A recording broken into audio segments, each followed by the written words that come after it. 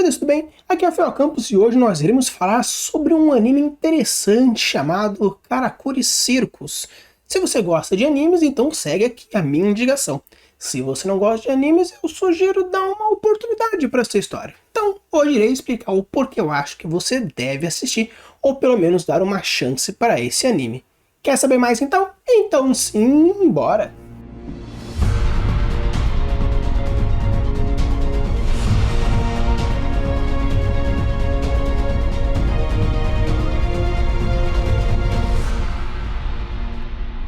Então, pessoal, no episódio de hoje a gente vai conversar um pouquinho sobre o Karakuri Circus. Uma coisa interessante que nesses episódios que eu vou fazer a partir de agora, quando eu vou falar sobre um filme, uma série, um desenho, um anime, alguma coisa, o mais importante não é necessariamente você assistir, mas caso você queira assistir como uma forma de entretenimento, fica obviamente aqui as minhas sugestões. Mas como isso aqui é um canal exclusivamente de aprendizagem, né? Ultimamente eu tento fazer de uma maneira um pouco mais descontraída, de uma maneira um pouco mais de entretenimento. Porém, como vocês podem estar percebendo, vídeos de 30, 40, 50, 1 hora e 15, muito mais de conhecimento do que entretenimento. Então, o objetivo desse vídeo não é entreter necessariamente vocês, mas sim explicar alguns motivos de como a gente pode assistir coisas e com isso aprender. Obviamente, aprender com entretenimento é sempre muito bom, quando a gente usa os dois lados do cérebro para aprender, para usar de novos conhecimentos, isso é algo muito melhor, muito mais bem aproveitoso. Então eu não vou necessariamente contar a história ou dizer A, B, C ou D, mas sim trazer motivos de por que você deve ver alguma coisa ou talvez não ver. Na verdade, fica aqui sempre. Se você acha interessante a proposta, você assiste o filme, assiste o anime, assiste a série, assiste aquilo que eu estiver indicando. Eu particularmente, quando eu começo a assistir alguma coisa, eu digo que eu dou a oportunidade dos 3. O que é a oportunidade dos 3? É uma coisa que eu inventei, obviamente. O que é? Eu sempre dou chances para 3 episódios. Se algo me pegou em 3 episódios, a maior chance de me prender mais. Obviamente, pode existir séries que, nossa, ela fica boa a partir da 2ª temporada. Mas sério, eu vou ficar assistindo uma temporada inteira porque a 2ª é boa? Então, pra mim não faz muito sentido. Então, às vezes eu posso não indicar séries maravilhosas, grandiosas, incríveis. Por quê? Se algo não me cativou em 3 episódios, dificilmente vai me cativar mais pra frente. Obviamente pode me dar algum gatilho, pode me dar alguma semente, algum foreshadowing, alguma coisa, mas se em 3 episódios não foi o suficiente para me dar vontade de assistir mais 3, então não me dá o caso. Então eu fico aqui e deixo o desafio para vocês. Assista pelo menos 3 episódios. Se te convencer, assiste o resto. Se te não convencer em 3 episódios, dropa, não tem problema. Então vamos lá conversar um pouquinho sobre o porquê eu acho que você deve dar uma chance para o Karakuri Circus. Então, antes de qualquer coisa, o que seria um Karakuri? Karakuri seria mais ou menos um autômata, um robozinho feito de madeira que tem meio que peças que fazem com que ele se movimente, fazendo com uma ideia de fantoche ou algo mais automatizado como uma bateriazinha ou algum outro mecanismo que faça ele se mover. Então, a proposta desse anime, utilizando obviamente o nome de Karakuri, é uma história de marionetes autômatas que têm a capacidade de fazer e acontecer coisas. Isso é o máximo que eu vou trazer para vocês sobre essa proposta. Porque eu acho que muitas vezes uma sinopse ela tenta trazer alguma, como se fosse um gatilho da curiosidade, mas às vezes estraga demais. Como por exemplo fala uma coisa X. Ah, não, porque a menina robô tenta fazer alguma coisa acontecer. Aí beleza. Aí meio que fica todo um mistério se ela é ou não é, mas se eu na sinopse eu já sei que ela é, me estragou toda a experiência. Então fica aqui a ideia. Karakuri basicamente é uma batalha que acontece contra uns autômatos. Ponto. Robozinhos feitos de madeira, que podem ser manipulados ou automaticamente ou a partir da técnica de marionetes. E só.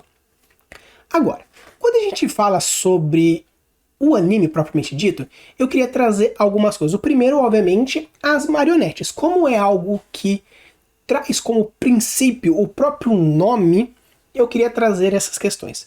O que é interessante sobre o Karakuri, especificamente os marionetes que trazem lá, muitas vezes eles trazem referências da cultura francesa, cultura italiana, que tem um peso muito forte nisso. Então é interessante que essas marionetes, elas têm umas referências que vão diretamente relacionar com elementos diretos da história, como por exemplo, tem marionetes mostrando o Jack the Lantern, nós temos o Arlequim, que mostra um tipo de palhaço, nós temos a Olímpia como representante de deuses gregos, então você percebe que existe essa leve premissa entre um ou outro. E o legal é que mostra muito claramente em vários marionetes, principalmente o dos protagonistas e dos antagonistas, que são essas referências de Genius Lost. Por que eu estou fazendo vídeos indicando animes, séries, etc e tal? Porque a gente vai aprender a assistir, a ver coisas agora com uma visão de escritor, de mestre de RPG, de world builder, de criador. Então nós vamos dar uma visão diferente. Então quando a gente percebe que nós estamos vendo marionetes que mantém a premissa de uma marionete, porém com o nome, com a referência, utilizando o Genius Lost daquela referência, junto com a proposta que eu quero fazer, a gente tem alguma coisa diferenciada. Ah, mas não é um clichê de A, B, C e D? Sim, não tem problema.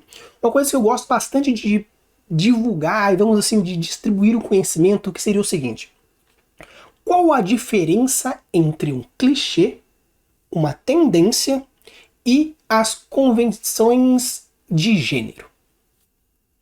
Pra galera que fala que clichê é aquela coisa que já tá batida, que todo mundo faz, que é sempre assim. Tá, beleza. Agora, o que é uma convenção de gênero? Nós sabemos que quando estamos falando de uma história de romance, acontece o romance do protagonista com o casal romântico, a protagonista com o casal romântico, que eles vão tendo intercalço durante todo o filme, toda a história, e no final eles ficam juntos. Beleza, então isso é a convenção de gênero. São técnicas, abordagens, plots, reviravoltas, ideias que estão dentro de um gênero ou de um subgênero. Então, se você está fazendo dessa forma, se eu quero construir uma história que tem a premissa X, você vai ficar em cima disso. Claro que você pode criar reviravoltas diferentes, você pode criar propostas diferentes, porém, se você vai se manter naquele gênero, naquele subgênero, você vai ter essas convenções. Então, o que é um clichê? É você utilizar dessas convenções de uma maneira errada. De uma maneira fraca, de uma maneira superficial, de uma maneira ruim. E o que é uma tendência? É quando você pega esses padrões da convenção de gênero, que dentro desses gêneros é o que a gente vai fazer a nossa história, e faz de uma maneira tão boa, tão incrível, que aquilo se torna o start para algum outro subgênero, uma referência sobre aquilo. Então, clichês. Clichê, não tenha medo do clichê. Se você for fazer um clichê tradicional, aquele realmente que é ruim, beleza, evite. Só que cuidado com ideias gerais, convenções de gênero, atalhos, não necessariamente é ruim. Então, fazer uma marionete amaldiçoada não é um clichê? A ideia pode até ser. Mas na verdade, será que não é um subgênero de um terror X? Por quê? Se a gente for ver o filme de terror agora, Megan, é o quê? É uma boneca robótica assassina. Chuck é um boneco assassino. Os autômatas são bonecos assassinos. Então, o que tem em comum entre eles? A proposta.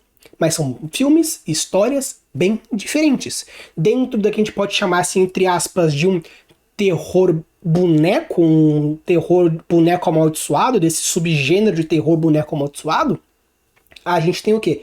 Essas propostas. Então, nessa série agora de animes, Principalmente agora no Karakuri Circus, o que a gente percebe?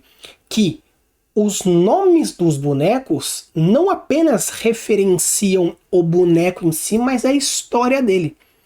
Além das habilidades e do design como um todo. Então a gente vê que tem diversos bonecos que tem um nome X, que se você pega ou a referência do nome mostra o poder dele, ou pega a referência do nome que explica a roupa ou a modalidade que ele tá, você pega o nome e consegue desenvolver. Então, juntamente pegando esses gênios losses diversificados, utilizando das referências dos bonecos, a gente cria.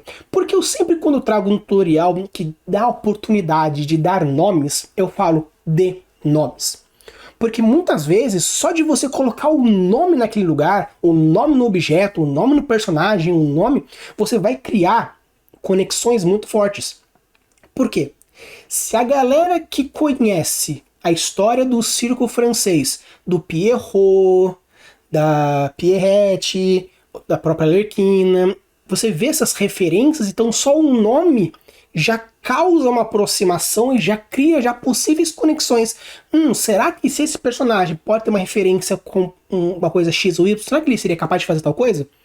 Isso é o quê? Gatilhos da antecipação.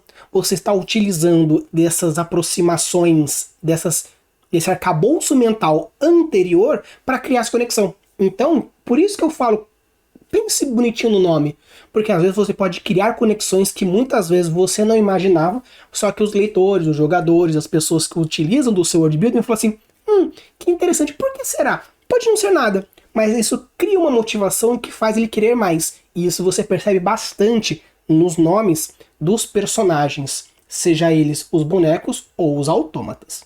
Uma outra coisa que eu acho bem interessante no Karakuri Circus é que você percebe uma coisa que eu gosto muito, que é o gatilho da autoridade. O que é o gatilho da autoridade? Pra galera que não sabe, eu vou deixar aqui o cardzinho falando sobre todos os gatilhos mentais que a gente já trouxe aqui. Eu vou fazer um vídeo futuramente explicando todos os gatilhos mentais, dando exemplos mais aprofundados, porém, lá eu já dou um parecer geral sobre todos eles de uma maneira mais rápida e direta. Só que o que é o gatilho da autoridade?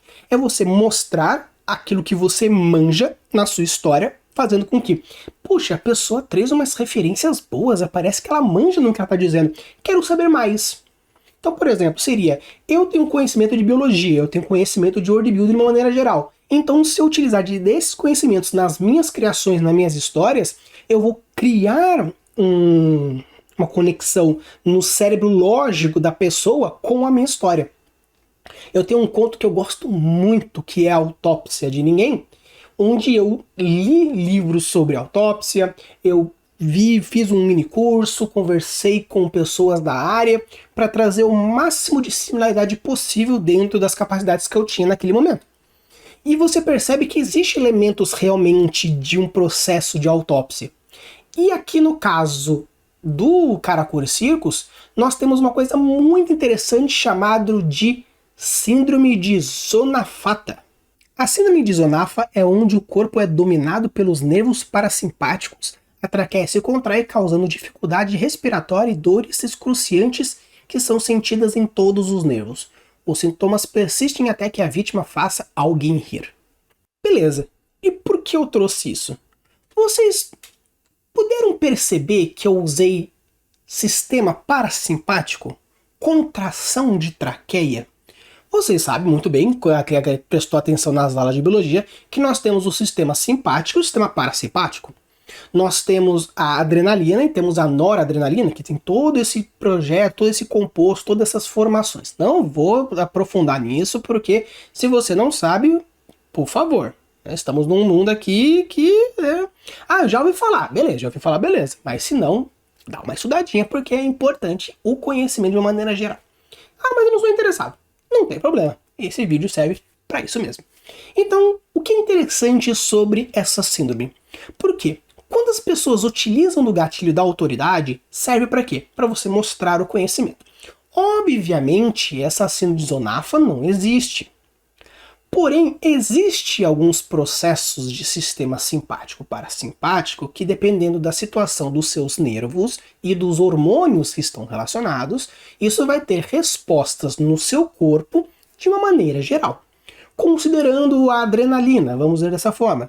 que a adrenalina faz? Basicamente, dilata os olhos, aumenta a cavidade, expande a cavidade nasal, aumenta a frequência cardíaca, trava alguns músculos lisos. Por quê? Porque tem como objetivo a fuga, a luta. E a noradrenalina faz o processo oposto. Então, quando a gente percebe que o sistema nervoso associado ao sistema endócrino faz essas reações no seu corpo, faz sentido ter uma patologia que ativa a partir de um vírus no seu cérebro, que esse vírus vai ter conexões neuronais em algumas regiões do seu cérebro e da sua medula, fazendo com que reações aconteçam no seu corpo? Sim, faz todo sentido. E o fato de que o sintoma existe e vai se manter até o momento que você percebe alguém rindo, ver alguém rindo é um estímulo visual. Esse estímulo visual passa pelo seu nervo óptico, chega numa região do seu cérebro que pode ser a região onde talvez o vírus esteja se localizado. Então o que é interessante? Quando a gente usa o gatilho da autoridade, serve para quê? Para a gente mostrar um conhecimento aprofundado naquilo que a gente quer e a partir disso a gente faz as conexões que a gente quer. Obviamente, essa doença não existe, essas patologias não existem, essa linha de feedback positivo-negativo neuronal não existe, mas utilizando de algumas palavras corretas, a gente consegue gerar esses gatilhos da autoridade. Então, não vamos chamar de gatilho da autoridade, vamos chamar de gatilho da autoridade com liberdade poética. Seria o seguinte, nós estamos dando a liberdade poética, que nada mais é do que a liberdade de você cometer alguns pequenos erros, mas com o objetivo de fortalecer a sua suspensão da descrença. Então olha que interessante. Apesar de não ser alguma coisa realmente real, mas como estamos falando de uma fantasia, eles utilizam desse gatilho da autoridade com esse conhecimento básico sobre o sistema nervoso simpático e parasimpático, criam uma síndrome, criam um processo de infecção que faz com que crie uma certa dificuldade narrativa, objetivo, motivação, enquanto você fica curioso em querer saber mais porque ele usa de palavras corretas. Então, o gatilho da autoridade nada mais é do que você utilizar as palavras corretas nos momentos certos que vão gerar alguns pontos específicos naquilo que você quer. Você falar, por exemplo, que o negócio ele é um supercomputador, causa um certo tipo de mudança interna no seu leitor. Chamar talvez de computador quântico já traz uma outra forma, porque você já está usando outras palavras.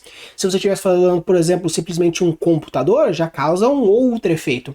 Então, utilizar de termos que sejam corretos, utilizar de termos que são da área, utilizar de termos que façam essa conexão mostrando essa autoridade, você cria gatilhos de que interessante, o cara sabe do que ele está falando. Então, pode ser algo interessante. Então você percebe nesses pontos, obviamente, com a liberdade poética para ter o desenvolvimento narrativo e poder causar outros tipos de reações, porém, utilizando da maneira correta do gatilho da autoridade, você percebe aqui, principalmente nessa síndrome de Zonafa. Uma outra coisa super interessante sobre o Karakuri Circus é o que a gente chama de referência e inspiração. Tem um vídeo que fala mais sobre isso, porém, como ele traz isso? Existe uma coisa chamada água vitae. Água vitae, no Karakuri Circus, é meio que um líquido, uma água, que nasceu da pedra filosofal, que no caso aqui eles chamam de pedra mole, a pedra filosofal que faz com que você seja imune a doenças, você consiga prolongar sua vida, como se fosse o elixir da pedra filosofal mesmo. Então, o que nós temos?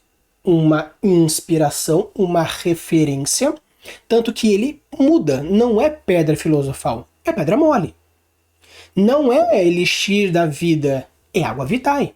Nós temos água vitae, que ele é um composto destilado de metanol. Porém, ele quis utilizar dessa referência alquímica para gerar essas, novamente, além do gatilho da autoridade, essa aproximação, porque você sabe o que é uma alquimia.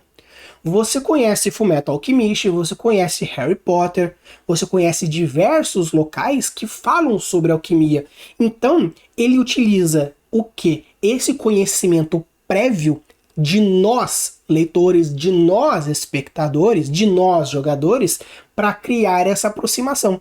Eu não vou gastar tempo explicando o que é a Pedra Filosofal, o Elixir da Vida e papapá, isso é o que. Eu já uso desses elementos que vocês já conhecem. Obviamente, no anime, ele traz o conhecimento, ele faz o setup, ele traz todo a confirmação, então é mais fácil de você entender caso você não entenda. Porém, ele utiliza dessas referências para causar essa aproximação. Então, olha que coisa interessante. Aqui a gente usa para aprender. Então, se você na sua história precisa construir alguma coisa que lembre vagamente algo, você pode utilizar dessas âncoras para puxar essas informações. Dizer uma construção piramidal é algo interessante, mas simplesmente falar pirâmide, você já cria todo um mecanismo em volta. Qual a diferença entre uma estrutura piramidal e uma pirâmide? Pirâmide você já puxa logo direto, egípcios, maia, asteca. Estrutura piramidal você já precisa lembrar porque o fato de ter usado a palavra estrutura, você já afasta essa conexão neuronal de pirâmide por causa da estrutura. Porém, chamar de estrutura piramidal vai causar um efeito. Pirâmide, outro efeito. Então, qual dos dois está certo? Depende do efeito que você quer causar na mente, na percepção do seu leitor, da sua leitora, de todas as pessoas que estão sofrendo do seu mundo. Então, olha o que é interessante você utilizar tanto a liberdade poética, o gatilho da autoridade e também as referências e inspirações. Um outro ponto muito legal que eu acho interessantíssimo é que lá eles trabalham muito claramente o que é um antagonista, um protagonista e um vilão. Nós temos uma grande diferença entre isso. Obviamente, vilão é um tipo de antagonista? Sim. Porém, a gente dá um leve afastamento porque, apesar de ser um subtópico de antagonista, ele tem algumas características próprias, então vamos lá. O que é o protagonista? O protagonista é o personagem que nós estamos seguindo ele na história. Se o seu protagonista ele é bom, ele é mau, ele é neutro, ele é cinza, não interessa. Protagonista é o personagem que nós estamos seguindo a história dele. Se nós estamos seguindo a história do Frodo, ele é o protagonista. Se estamos seguindo a história do Sauron, o Sauron é um protagonista. Então, olha a diferença. A diferença entre protagonista e antagonista é quem conta a história. Se eu estou contando a história na visão, na vida, no caminho do Simba, ele é o protagonista. E quem é o personagem que está contra os motivos, motivações, objetivos, quebras de meta, dificultando a vida do nosso protagonista? É o Scar? Ele é antagonista. Então, antagonista é todo aquele que alguém, em algum momento, normalmente durante a história como um todo, mas pode ter momentos quebrados, pode ser o seu antagonista. Tanto que algumas pessoas consideram o Timão e o Pumba, até a metade da história, como antagonistas. Por quê? O objetivo do Simba não era ser o rei da Pedra do Reino, de uma maneira geral, filosófica, e eles faziam de tudo para que o Simba não voltasse. Então, eles estão, a partir das suas vontades, bloqueando o caminho do nosso protagonista. Então, algumas pessoas consideram Timão e Pumba como antagonistas até o momento da reviravolta que o Simba bate o martelo falando, não, eu vou mesmo, eu vou voltar. Aí eles vão junto e deixam de ser antagonistas e viram aliados. Então, antagonista é todo aquele personagem que tem como objetivo dificultar a vida do nosso protagonista, de uma maneira direta ou indireta. Então, antagonista e protagonista depende muito disso, de quem está contando a história. Já o vilão, de uma maneira bem escrachada, vilões são personagens que têm como objetivo ser vilões.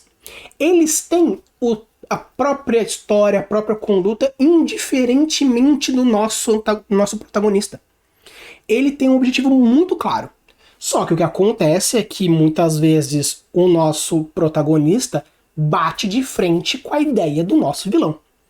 Só que vilão não necessariamente ele pode ser um antagonista. Em algum momento ele vai ser. Mas o vilão, ele tem mais como assim, eu tenho um objetivo mal, e esse objetivo mal está seguindo aqui, e em algum momento o nosso protagonista vai bater aqui na cabeça dele. E com isso nós criamos isso. E no anime Karakuri Circus a gente percebe claramente quem é vilão, quem é protagonista e quem é antagonista. Os protagonistas, nós temos o nosso trio principal como os protagonistas, que tem um objetivo muito claro, fazer isso acontecer. Nós temos os antagonistas, que são os personagens que fazem a dificuldade acontecer na vida dos nossos protagonistas. E nós temos os nossos vilões, que estão nem aí para os nossos protagonistas, estão com o objetivo deles muito claro. Porém, em algum momento, os nossos protagonistas batem de frente com as ideias e ambições dos nossos vilões. Então o que é interessante é que nessa história do Karakuri Circus você percebe claramente as grandes estruturas do vilão, protagonista e antagonista. Então olha que interessante, apesar de ser uma história multifocal, que muitas vezes, principalmente na segunda parte da história, tem uma grande diferença que os protagonistas se dispersam e cada um vai fazer segue 3 linhas diferentes, mas a gente percebe que esse trabalho em cima de antagonista, protagonista e vilão é muito forte e muito bem trabalhado. E com isso a gente entra num outro ponto interessante que aparece dentro da história, que é a condução narrativa. O que acontece? Existe uma grande dificuldade no nosso mundo fantástico, uma coisa chamada infodump. Infodump é quando a gente pega alguma coisa e joga na cara do nosso leitor dizendo, ó, é isso aqui. E isso é complicado. Mas às vezes, usar o show don't tell pode às vezes ser um tanto complicado, dependendo da magnitude da complicação. Então, se você pega, por exemplo, uma coisa muito cientificamente abstrata, ou algum hard world building muito pesado, às vezes mostrar não vai trazer toda a informação que é necessária. Então eu preciso de uma explanação. O que acontece aqui no Karakuri Circus é que existe muita coisa que aconteceu há muito tempo atrás. Imagina que chato seria você contar toda a história. Então o que eles fazem? Eles usam o infodump mascarado, fazendo o máximo de show don't tell que é possível. Mostrando cenas inteiras do passado, mostrando capacidades consanguíneas, que é possível que com uma gota de sangue puxe a memória de não sei o que, por causa de um sangue especial, ou um transe hipnótico que puxa para outra vida, ou a pessoa contando e com isso gera um lapso mental no protagonista, a gente vê a história dentro da cabeça do nosso protagonista e com isso a gente percebe todo o caminho. Então, usar de infodump é algo que é totalmente descartável. Porém, o que eles fazem? Eles tentam ao máximo usar o show don't tell, utilizando o quê? World building, utilizando sistema mágico, utilizando convenções narrativas, utilizando diálogos, utilizando o show don't tell. Como eles utilizam o world building? Eles utilizam o world building usando, por exemplo, tecnologia, cultura, sociedade, diálogo, as pessoas conversando, sistema mágico, talvez com alquimia, talvez com hipnose ou com outro ponto. Então existem diversas formas que eles podem fazer, e eles fazem para criar essas informações e fazer com que você entenda coisas do passado ou coisas que aconteceram fora da cabeça de qualquer um dos 3 protagonistas que não faria sentido mostrar porque não é o protagonista que está acontecendo ali. Apesar da história ser na terceira pessoa, a história acontece em base dos nossos 3 protagonistas. Então, se acontecer alguma coisa fora da cabeça ou fora do campo de atuação dos 3 protagonistas, como que eu vou saber? O que eles fazem? Utilizam de técnicas diferentes de show don't tell para que com isso fica mais fácil de ser apresentado. Então, pessoal, eu quis trazer esse quesito aqui, essa análise mais superficial. Por quê? Porque eu quero mostrar para vocês que sim, é possível a gente aprender com um anime, aprender com um filme, utilizando desses fatores. Se por acaso vocês gostam mais de um review mais normal, como eu fazia, contando toda a história, apesar que é um anime, então tem mais de 50 episódios, Então contar toda a história pode ser um tanto complicado. Mas se vocês acham que vocês preferem que eu conte a história, então eu posso fazer dessa forma. Eu conto a história e vou trazendo, ou simplesmente só faço de filmes que são um pouco menores. Deixa aqui nos comentários qual é o estilo que você gosta. Vocês querem que eu faça mais ou menos assim? Trazendo os elementos sem contar spoiler e com isso trazendo o que a gente pode aprender. E vocês vão lá assistir, dando essa oportunidade, dá 3 episódiozinhos. Caso você goste, continue assistindo. Caso você não goste, aí fica pelo menos a experiência de ter começado. Então fica aqui a minha review e a minha motivação de por que você deve dar uma chance pro Karakuri Circus. Use a Buda das suas criações e deixe os mundos cada vez mais incríveis. Valeu!